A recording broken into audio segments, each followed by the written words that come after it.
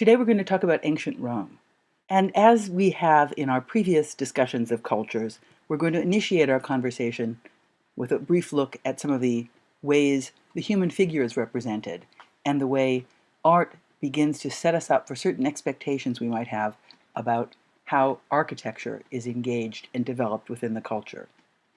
This, of course, is not Roman. This is a Greek statue, the famous Doryphorus by Polykleitos. And I'm simply showing it to remind you of the fact that the Romans conquered the Greeks, and in conquering the Greeks, they did not simply discard all that was Greek, but rather they brought Greek cultural developments, philosophical developments, artistic developments to Rome and continued with some shifts. For example, when we looked at the Doryphorus, we noticed that this is a highly idealized image of a man.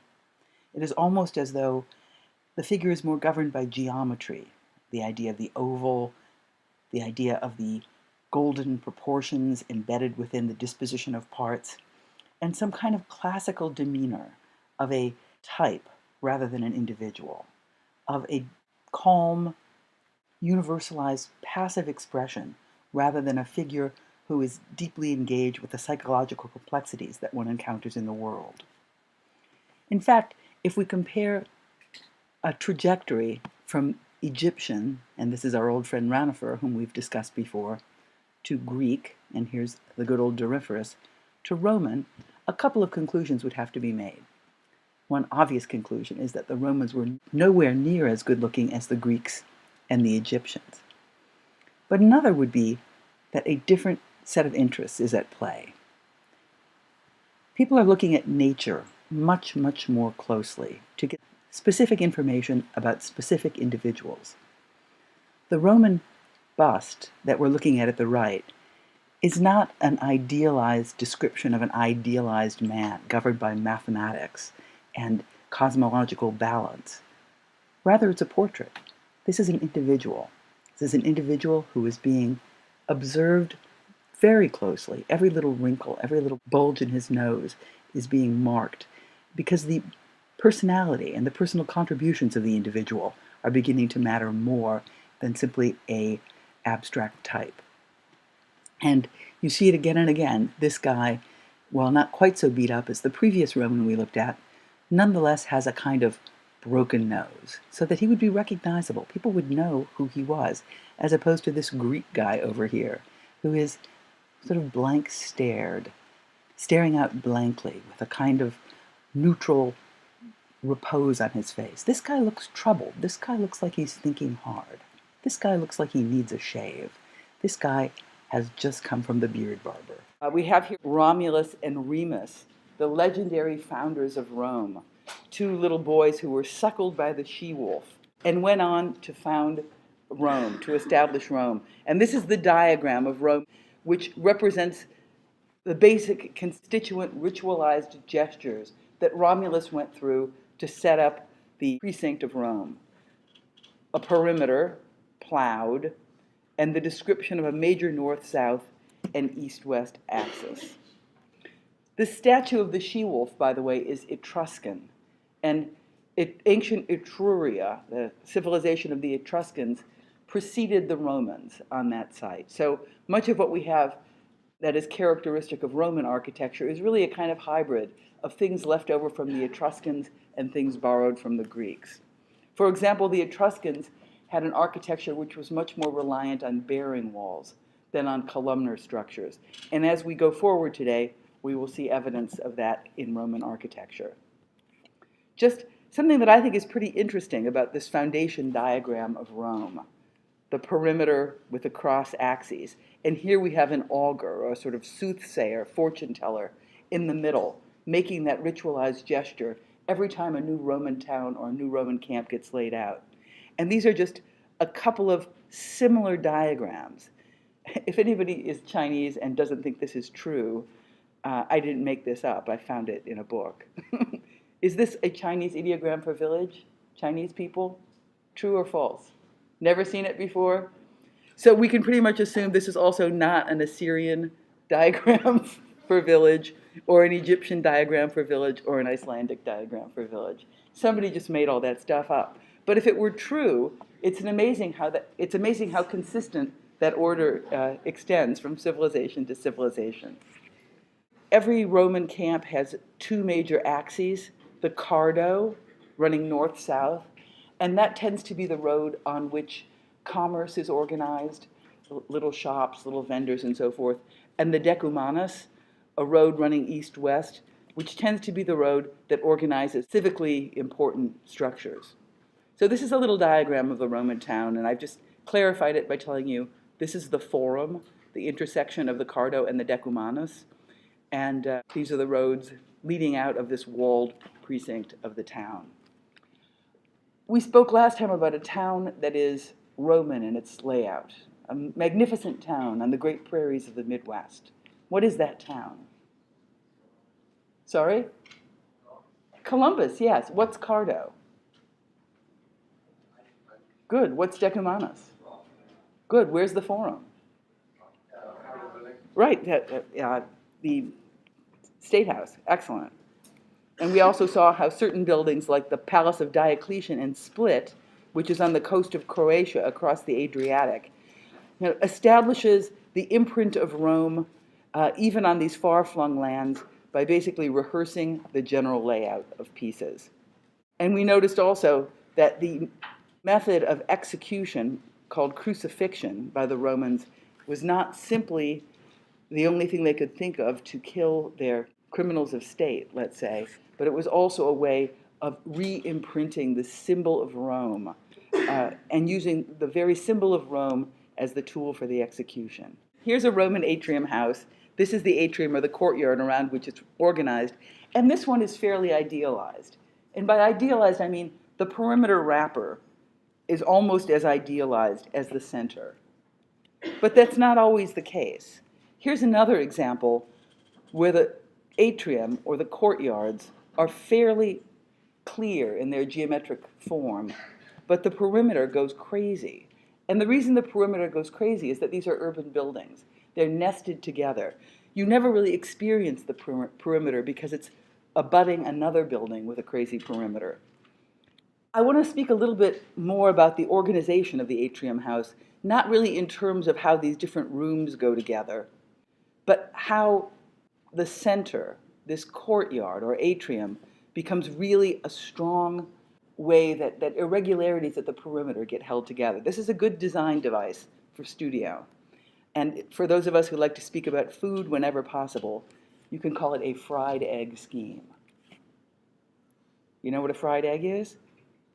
That's a fried egg. We have many different kinds of fried eggs. I'm sure all of you have produced some of these.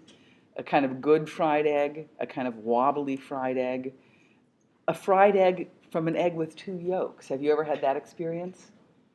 With industrial farming, probably you never get it anymore. But if you get the organic egg, sometimes you get it.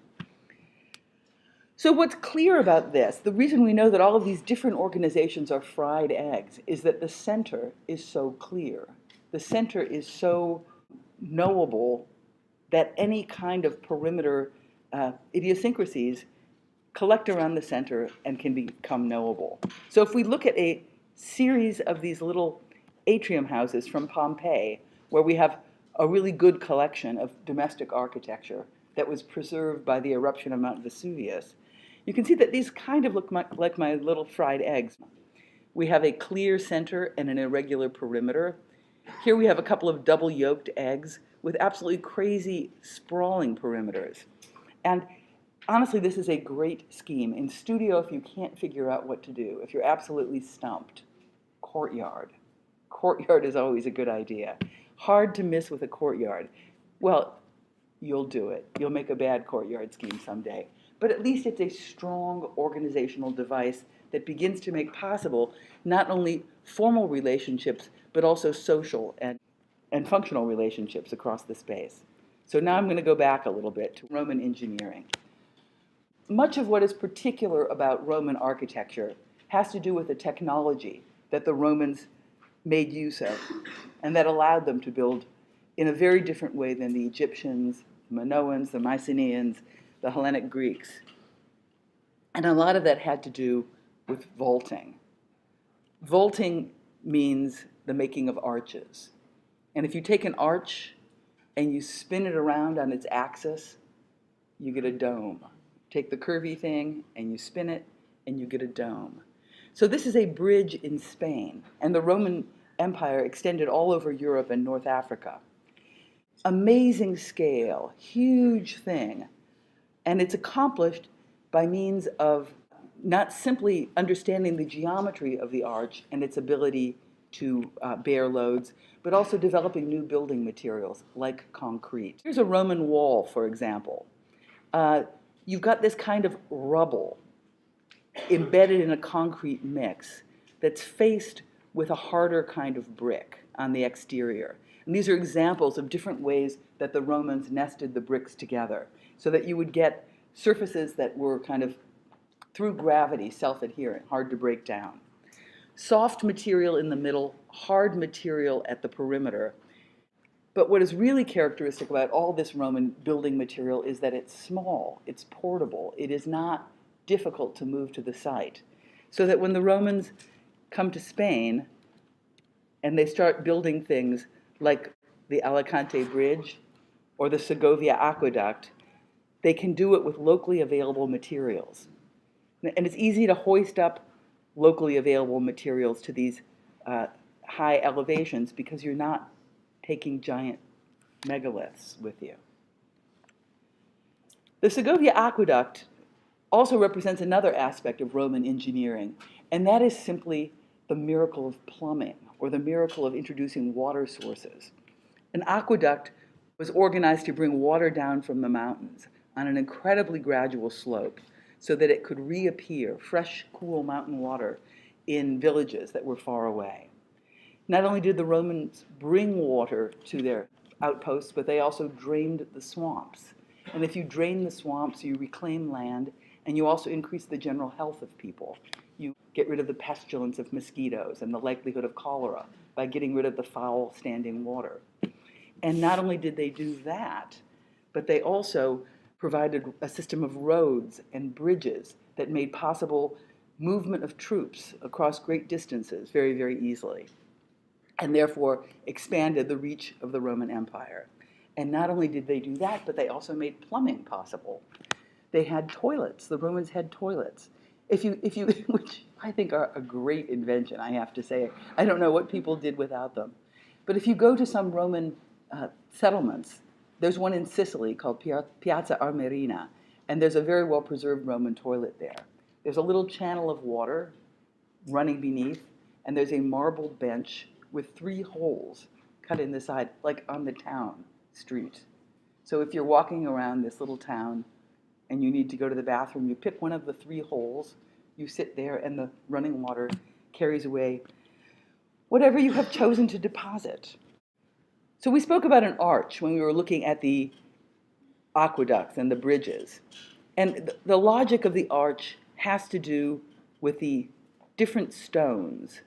And these stones are called voussoirs, V-O-U-S-S-O-I-R.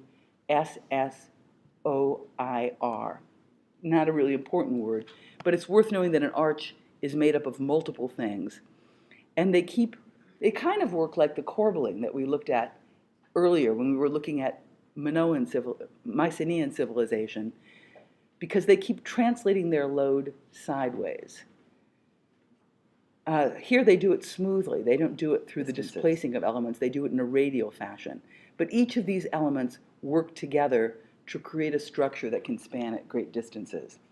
The top voussoir is called the keystone. Pennsylvania is the keystone state. So if you took the top voussoir out, the whole system would fail. That's why Pennsylvania calls themselves the keystone state.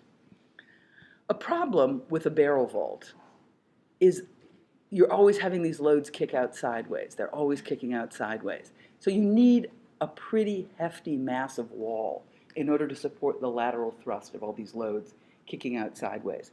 But Roman architecture gets a lot of its power from this thick masonry. So it's something that you find in Roman architecture, and it's not a problem. If you intersect 2 barrel vaults, you begin to get a more complex vaulting system, the cross vault or the groin vault. And here you can have a larger space, or you could have an intersection of 2 spaces. And this is just the idea of the arch with the keystone and the voussoirs. If you want more terms, these are spring blocks that the arch comes down and rests on. And notice there's a fairly substantial amount of mass here because the loads coming down from the arches are coming down diagonally. And you have to have enough mass to absorb that thrust. The construction of Roman arches and Roman vaults usually relied on the building of timber formwork. Here you can see some formwork where some little carpenter guy has built a centering out of wood, and then you lay the stuff up. And once the mortar has dried, the system becomes self-supporting.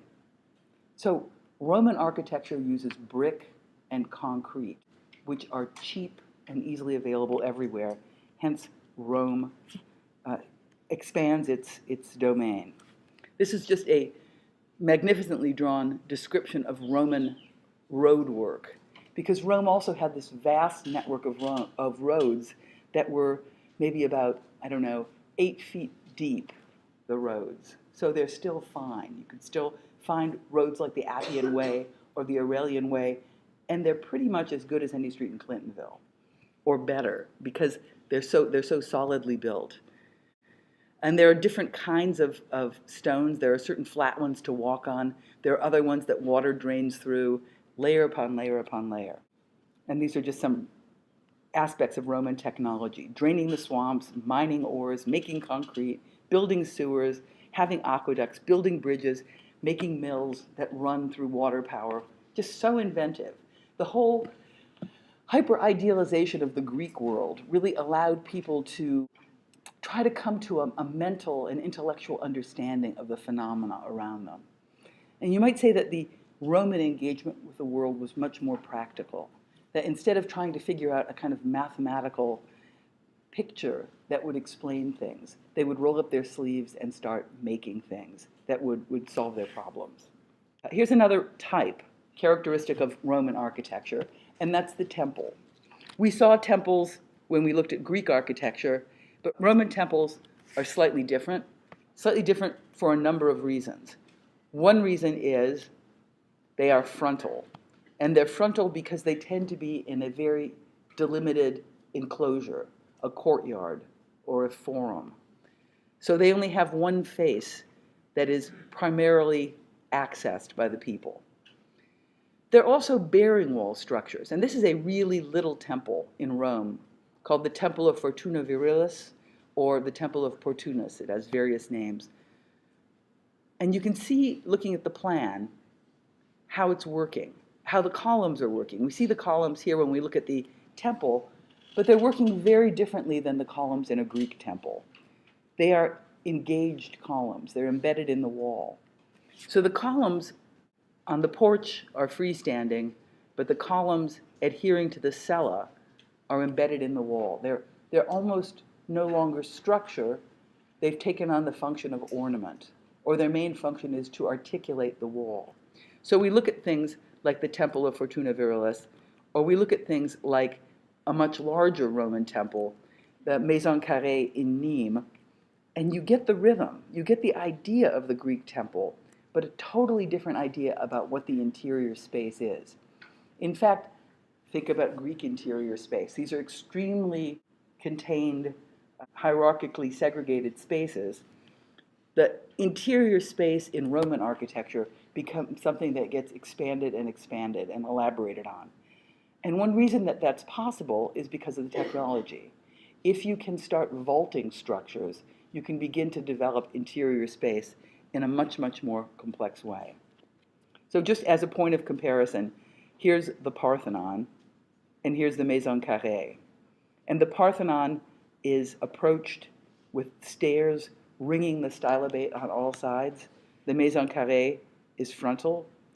The Parthenon has timber trusses as its roof support. And that's a real limit to how big you can get in terms of interior space. How big is the wood that you're going to get? At a certain point, the wood that they were going to find in Greece was really limited because they cut down their forests to build ships. And it takes a while in a southern Mediterranean climate for the forest to build up again. By that time, a lot of the soils had eroded and washed to the sea. So they began to get timber from places like Lebanon, which had famous cypress trees, and cut down all of those trees. And so there's a limit to what you can do if you're using wood. Spans couldn't get as big as you might want them to get. Here, the superstructure, the roof structure of the Maison Carrée is a big barrel vault. And because it's a barrel vault, it can be quite large, and it can give you quite a capacious interior space. We approach these two temples in quite different ways. Obliquely here, for our friend the Parthenon, and frontally, this is of course the side, for the Maison Carrée. These are probably some words you already know, but what the heck, let's introduce them again. You know the word poché perhaps from Architecture 200, or if you don't, let me tell you about it. Poché is a French word, and it means pocket, more or less. And it's actually interesting as a concept, because the word pocket, or poché, is used to describe the darkening of a solid, if you're looking at it in plan. So we know that this is solid because it's been colored in. We know that this is void here at the porch because it hasn't been colored in. But the word poché suggests that every wall, in fact, is a pocket of some sort. That a wall is not simply a line, but a wall has thickness. And with the thickness of a wall, you can begin to carve, you can begin to sculpt, you can begin to mold space.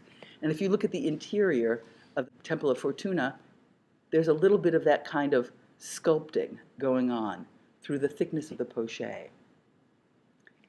Many years ago, there was a famous moment when the Spanish architect Rafael Moneo gave a lecture. And he's this very sweet man talking about his architecture, which is fine.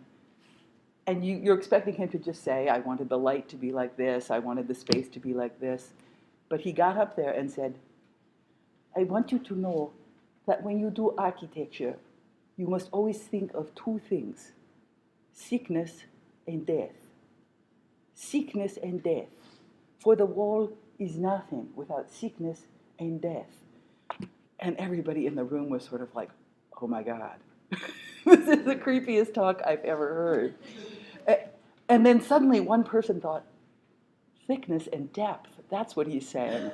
And this whisper went around the room, and you could feel people kind of exhaling with relief because you thought there was a crazy man in the front of the auditorium. So thickness and depth is really the story of poché, that a wall is not simply a surface, a wall has the potential to be activated spatially with thickness and depth. Let me be very clear about how I say that. So the temple types that we've been looking at, both Greek and Roman, have been more or less boxes, more or less rectangles in plan. But there is a variation on that temple type that also exists in Greece. And we have it here in Rome, and that is the round temple, or tholos. This is the temple to the Vesta in Tivoli. And it's not so different, really, from a rectilinear temple. If you think about the pieces that you need to get a temple, you need to have a platform or a stylobate, got it. You need to have an interior cella, got it. You need to have columns, got it. And you need to have a porch.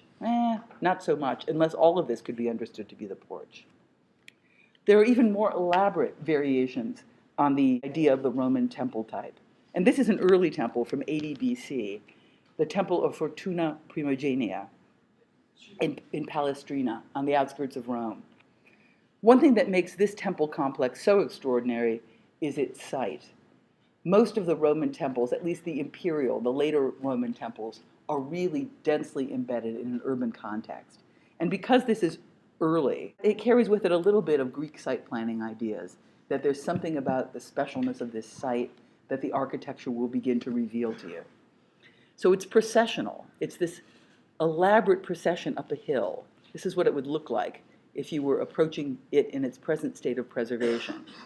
And as you proceed up the hill, you are constantly experiencing the landscape in different ways. This is, of course, a reconstruction, this axonometric drawing, where it shows that you are put into these little pathways that are always inflecting around the axis. You want to experience this thing axially. You're always being taken off axis, and as you're taken off axis, your view is redirected to other elements in the landscape.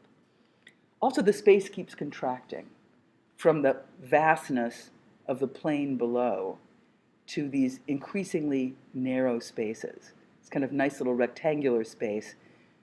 You pop into a theater space on the axis, but experienced by moving off the axis.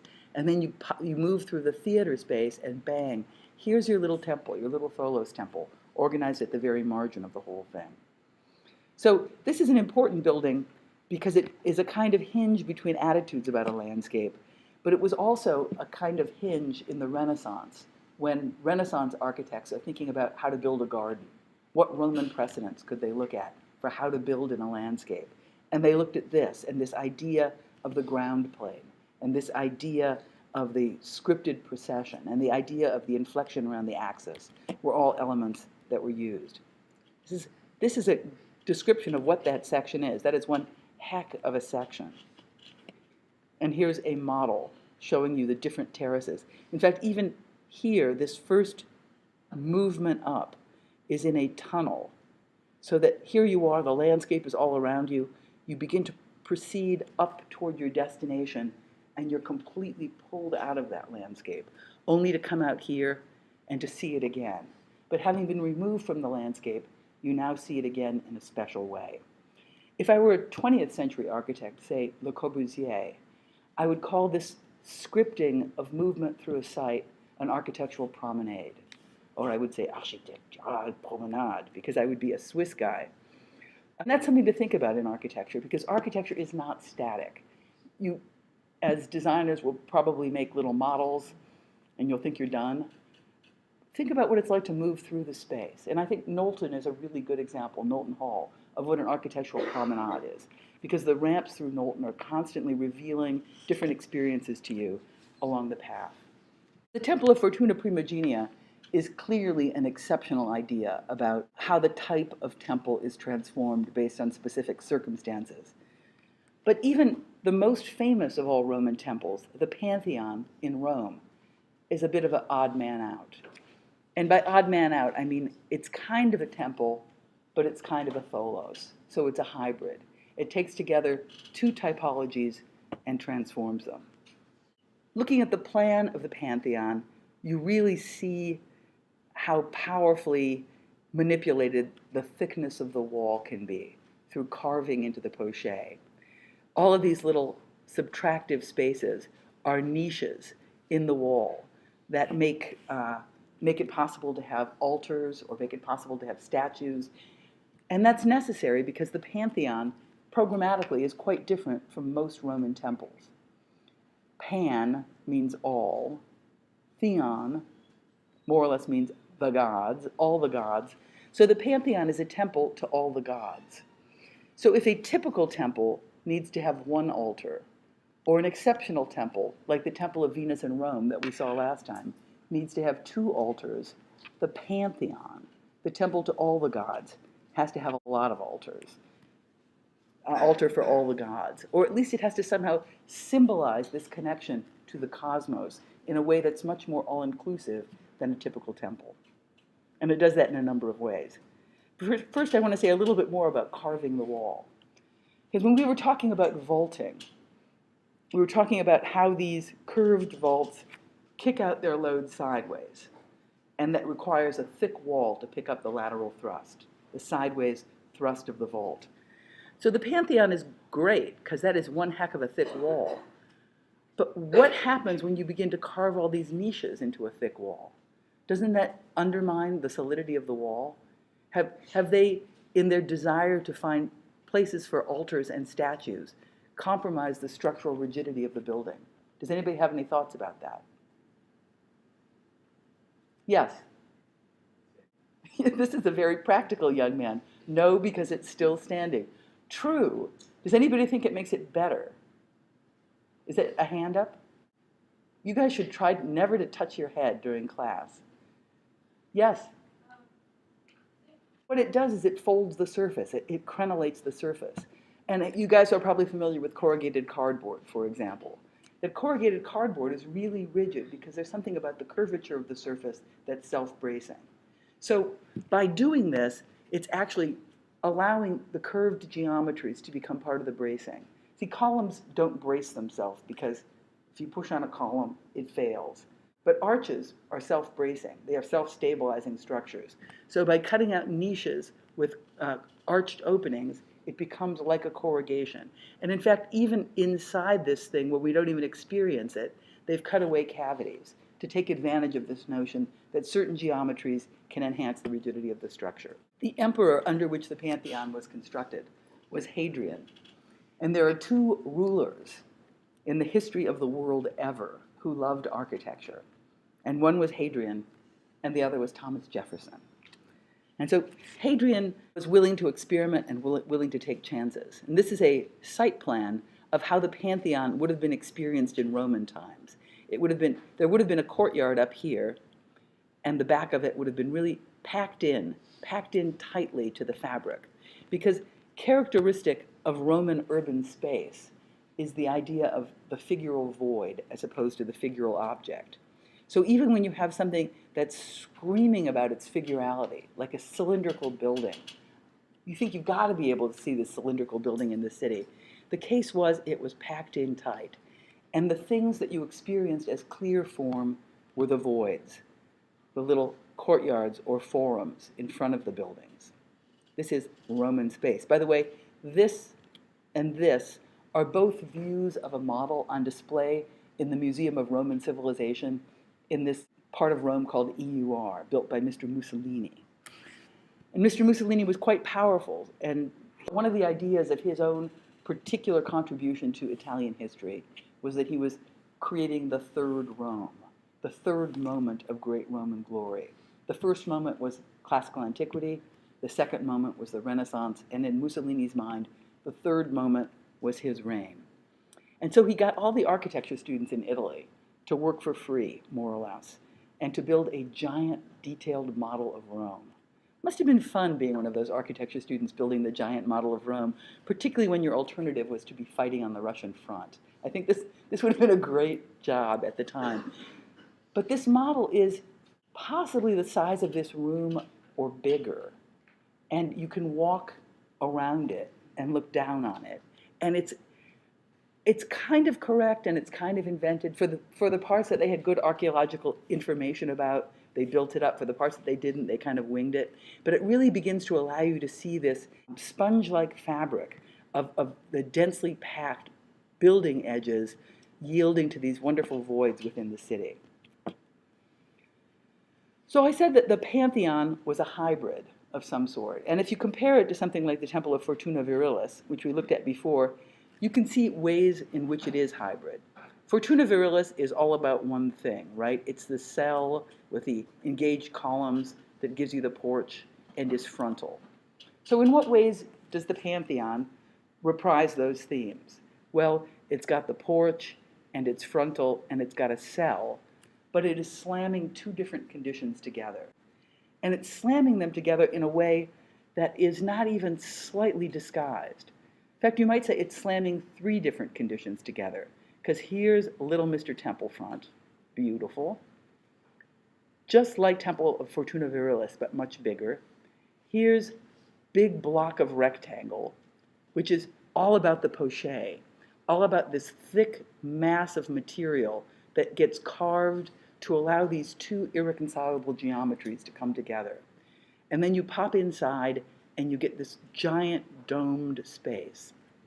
When you think about the Pantheon, or when you look at any building and you try to do your analysis of any building, look for the crazy parts. Your analysis gets better and better and better the more you focus on the crazy parts. If you were doing a paper on the Pantheon and you said, it's all about a circle, I'm done, that would be boring. You would not have looked deeply enough. But something about the union of these three elements, the temple, the big lumpy masonry block, and the cylinder, becomes really, really interesting. Temple to all the gods, Pantheon. This is the little diagram of Roman town planning. The Roman town, the foundational myth of the civilization. And when you look at the dome of the Pantheon, it's almost as though, in a different way, this image is again being imprinted. And the image is being imprinted in a double fashion. That is to say, In plan, we have the circle, but we also have the circle in section. The space of the Pantheon is spherical. And at the very top, we have an opening called an oculus. Oculus kind of means big eye to the sky. That there's nothing up here. It's not a window. If it's raining, the rain can come into the Pantheon. And you might say, how is it possible to put a hole on the top of the dome? Doesn't that undermine the structural stability of the dome? Seems like it would, wouldn't it? Like if we took our roof and we put a hole in it, it would become a much worse roof than if it didn't have a hole in it. But the logic of building this dome, and you can kind of see these little steppy things over here, has to do with stacking compressive rings. So it's kind of like building a arch, but building it sideways. So each of these compressive rings, these flat rings of stones, become self-stabilizing. They lock together. Gravity holds them together. You can slightly displace, through a kind of corbelling technique, the next ring, and so forth, so that you can keep stepping forward with these compressive rings, and there you have a dome. You can kind of see how that's working because it's much thicker here toward the springing of the dome and much thinner here toward the oculus.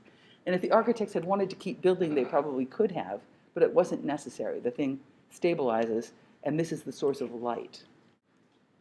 The idea that it is a circle, or rather the idea that it's a spherical space, is loaded with meaning, because the Romans borrowed lavishly from the philosophy of the ancient Greeks. The technique, and this is probably another reason why the Romans were so successful in their conquest of foreign lands, because they gave people plumbing and fresh water and bridges and roads, but they allowed the cultures to continue their own traditions. And they borrowed the best aspects of those traditions. So from the Greeks, they took a lot of the architecture and a lot of the philosophy. And in Greek cosmology, as described by Plato in one of his books called the Timaeus, the cosmos are spherical, the heavens are spherical. Different geometrical shapes adhere very closely to different important elements. So the Earth is rectilinear, the Earth is a square, the cosmos are a circle, and this slamming together of two irreconcilable types and two irreconcilable geometries in many ways is making visible the reconciliation of the Earth and the heavens. And when you're inside this space, looking up at the big light-filled disk coming in from the oculus, this notion of a connection with the heavens becomes subjectively something that you can experience. It's like there's another axis introduced to the space, not simply the horizontal axis and the cross axis, but a vertical axis, an axis up to the sky. And a word for that axis up to the sky is axis mundi, M-U-N-D-I, axis through the earth. The elaboration and the articulation of the vault of the Pantheon, you see that it is something that seems to be cheating in terms of its thickness and its material presence. You'd think you'd want to have this thing be as thick as possible, because then it would be more solid. Sir, you're nodding your head. What do you think? Yeah, exactly right. You want to make it way less. If you can make it way less, then you don't have to have walls that are quite as thick, because the load is not coming down quite so heavily. So one of the tasks in the design is to reduce the weight of the thing. But how can you reduce the weight of the thing without reducing the solidity of the thing? And the answer is geometries become self-bracing. It's just like corrugation or bubble wrap, where something, because of the internal cellular structure, begins to brace itself. So not only is this lighter, but it's also more rigid than it would be otherwise. And it has one more aspect, which is kind of great. Because of the geometry of the dome, it's smaller up here than it is down here. And so these rectilinear cells, which are called coffers, C-O-F-F-E-R, these rectilinear cells keep getting smaller and smaller and smaller. And the result of that is a kind of trick of your eye, a kind of perspective trick. You look at this thing, and you maybe think the dome is going much higher than it is going, because this element that you think is one size keeps reappearing in diminishing sizes, like perspective. So it's a clever, clever building. Looking at how Greek types get transformed into Roman architecture is a theme that constantly comes back to this notion of different technologies, different ideas of urban space, different ideas of interiority, and so forth. And so here we're looking at the Greek theater of Epidaurus. And like so many Greek sites, it seems to be all about revealing a landscape. This is another view of the theater at Epidaurus, sacred mountains in the distance, and a very clear geometry here, but a geometry that allows you to understand that you're in a specific place. There would have been a little kind of stage screen here called a proscenium, but it would have been low enough that if you were sitting in the stands, you would see the backdrop of the actors, but you would also see the hills beyond. This is a Roman theater built by Mussolini's architecture students during the fascist period, very diligent kids. So typologically, it conserves quite a lot of the things that we saw in the Greek example, like this circle with the steps on it, but the proscenium, the architectural edge, closes the space off. Also, instead of being an object embedded in a landscape, where the natural declivity of the hill begins to give geometry to the space, it's an architectural construct. It's another one of these mega structures that the Romans have no trouble putting up with their arches and their concrete. And because it's a freestanding megastructure, it could be absolutely right in the city. So this is the theater of Marcellus, Teatro di Marcello, we say in Italian, which is right in the middle of Rome, right behind the Colosseum. If you ever saw the movie La Dolce Vita, it's a great Fellini film. The actress, the kind of blonde bombshell, love interest of Marcello Mastroianni, has an apartment over here. And the two characters have dinner looking at the Teatro di Marcello. It's a classic film. You should all see it.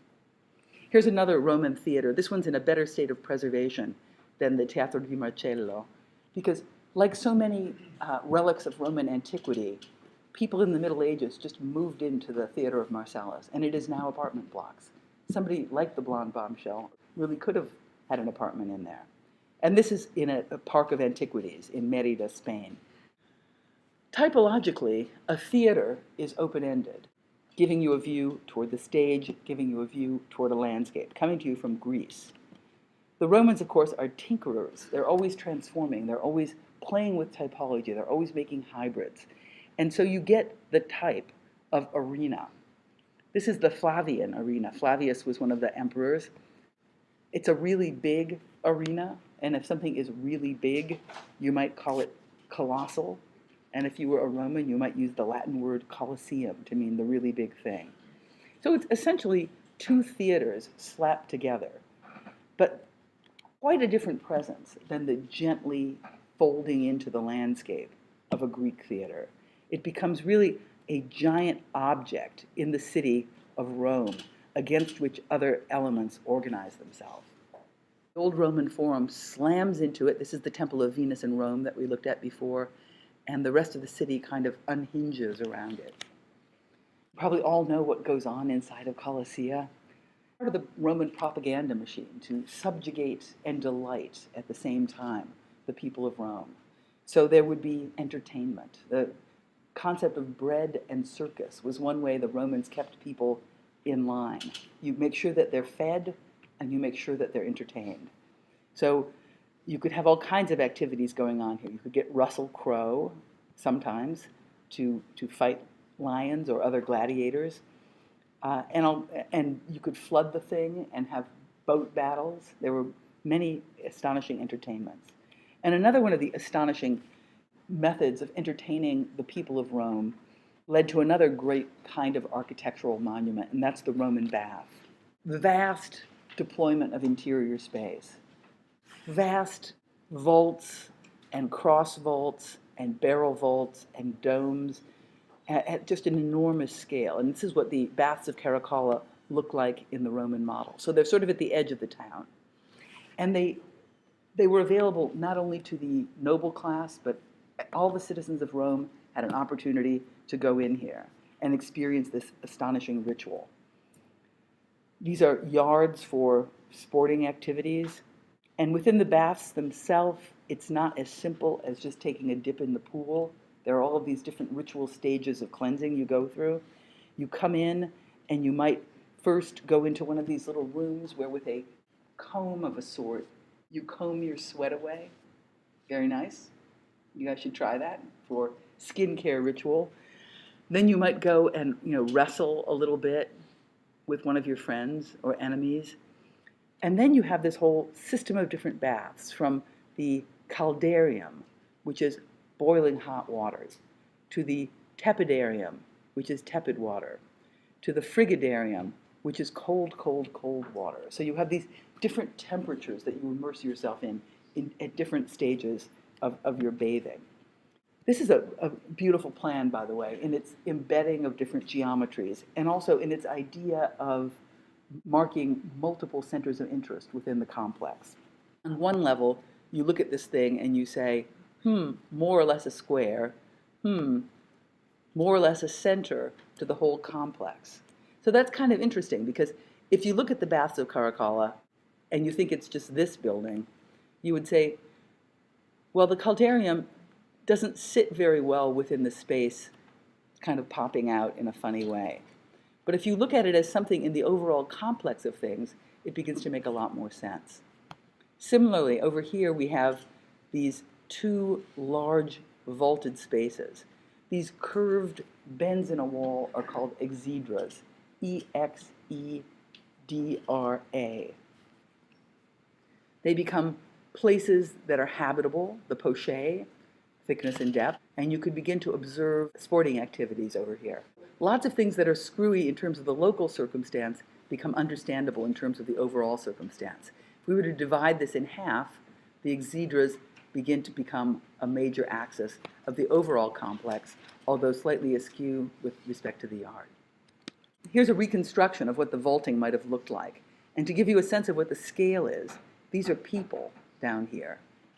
And these are these great cross vaults with coffering. Of course you want to have coffering. You want to reduce the weight. You want to articulate the surface to break it up into a system of parts that relate to the whole. You want it to be incredibly beautiful. So to just recapitulate the major theme, Roman interior space is probably the aspect of Roman architecture that sets it off most distinctly from the architecture of Greece, which on a superficial level it resembles very strongly in terms of the typology of the temple, even the idea of the Roman atrium house kind of looking like a megron. But when you begin to think about interior space and the advantages of vaulting a space over building a space in a more conventional trabeated system, many opportunities are available. So next time we'll talk a little bit more about urban space in Rome. Idealized, I mean, the perimeter wrapper is almost as idealized as the center. But that's not always the case. Here's another example where the atrium or the courtyards are fairly clear in their geometric form, but the perimeter goes crazy. And the reason the perimeter goes crazy is that these are urban buildings. They're nested together. You never really experience the perimeter because it's abutting another building with a crazy perimeter. I want to speak a little bit more about the organization of the atrium house, not really in terms of how these different rooms go together, but how the center, this courtyard or atrium, becomes really a strong way that irregularities at the perimeter get held together. This is a good design device for studio. And for those of us who like to speak about food whenever possible, you can call it a fried egg scheme. You know what a fried egg is? That's a fried egg. We have many different kinds of fried eggs. I'm sure all of you have produced some of these. A kind of good fried egg, a kind of wobbly fried egg, a fried egg from an egg with two yolks. Have you ever had that experience? With industrial farming, probably you never get it anymore. But if you get the organic egg, sometimes you get it. So what's clear about this, the reason we know that all of these different organizations are fried eggs, is that the center is so clear. The center is so knowable that any kind of perimeter idiosyncrasies collect around the center and can become knowable. North-south, and that tends to be the road on which commerce is organized. little shops, little vendors, and so forth, and the decumanus, a road running east-west, which tends to be the road that organizes civically important structures. So this is a little diagram of the Roman town, and I've just clarified it by telling you this is the forum, the intersection of the Cardo and the decumanus, and these are the roads leading out of this walled precinct of the town. We spoke last time about a town that is Roman in its layout, a magnificent town on the great prairies of the Midwest. What is that town? Sorry? Columbus, yes. What's Cardo? Good. What's Decumanus? Good. Where's the Forum? Right. The State House. Excellent. And we also saw how certain buildings like the Palace of Diocletian in Split, which is on the coast of Croatia across the Adriatic, establishes the imprint of Rome even on these far-flung lands by basically rehearsing the general layout of pieces.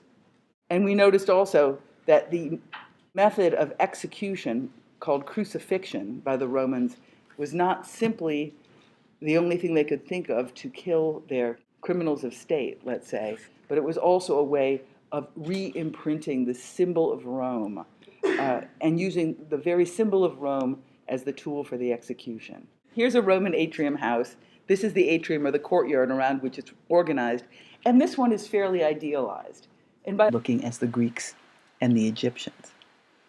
But another would be that a different set of interests is at play. People are looking at nature much, much more closely to get specific information about specific individuals. The Roman bust that we're looking at the right is not an idealized description of an idealized man governed by mathematics and cosmological balance. Rather, it's a portrait. This is an individual. This is an individual who is being observed very closely. Every little wrinkle, every little bulge in his nose is being marked because the personality and the personal contributions of the individual are beginning to matter more than simply an abstract type. And you see it again and again. This guy, while not quite so beat up as the previous Roman we looked at, nonetheless has a kind of broken nose, so that he would be recognizable. People would know who he was, as opposed to this Greek guy over here, who is sort of staring out blankly with a kind of neutral repose on his face. This guy looks troubled. This guy looks like he's thinking hard. This guy looks like he needs a shave. This guy has just come from the beard barber. We have here Romulus and Remus, the legendary founders of Rome, two little boys who were suckled by the she-wolf and went on to found Rome, to establish Rome. And this is the diagram of Rome, which represents the basic constituent ritualized gestures that Romulus went through to set up the precinct of Rome. Today we're going to talk about ancient Rome. And as we have in our previous discussions of cultures, we're going to initiate our conversation with a brief look at some of the ways the human figure is represented and the way art begins to set us up for certain expectations we might have about how architecture is engaged and developed within the culture. This, of course, is not Roman. This is a Greek statue, the famous Doryphorus by Polykleitos. And I'm simply showing it to remind you of the fact that the Romans conquered the Greeks, and in conquering the Greeks, they did not simply discard all that was Greek, but rather they brought Greek cultural developments, philosophical developments, artistic developments to Rome and continued with some shifts. For example, when we looked at the Doryphorus, we noticed that this is a highly idealized image of a man. It is almost as though the figure is more governed by geometry, the idea of the oval, the idea of the golden proportions embedded within the disposition of parts, and some kind of classical demeanor of a type rather than an individual, of a calm, universalized, passive expression rather than a figure who is deeply engaged with the psychological complexities that one encounters in the world. In fact, if we compare a trajectory from Egyptian, and this is our old friend Ranifer, whom we've discussed before, to Greek, and here's the good old Doryphorus, to Roman, a couple of conclusions would have to be made.